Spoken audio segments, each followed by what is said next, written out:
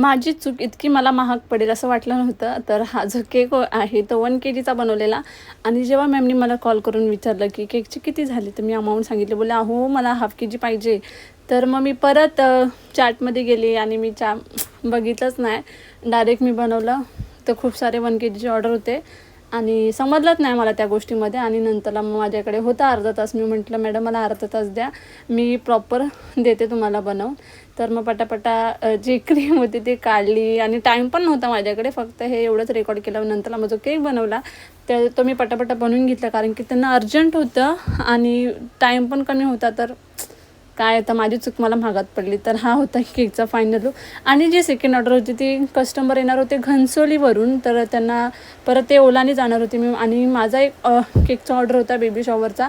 तो म्हटलं मला ऐरोलीला जायचं, तर तुम्ही या घरी माझ्या, तर मग आपण इथून जाऊया. मग आम्ही त्या घरीच आलेले, मी त्यांच्याशीच बोलत होते. तर मग नंतरला त्यांना घेऊन आम्ही निघालो.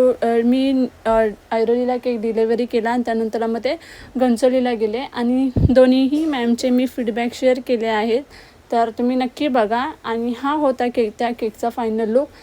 तर तिला पर्सनली खूप आवडला, तर त्यांच्या फीडबॅकवरून समजेलच. आणि खूप क्यूट होत्या त्या कस्टमर. आणि जे दुसऱ्या मॅमचा फीडबॅक आहे तो पण मी शेअर केला. आणि थँक्यू फॉर वॉचिंग. बाय.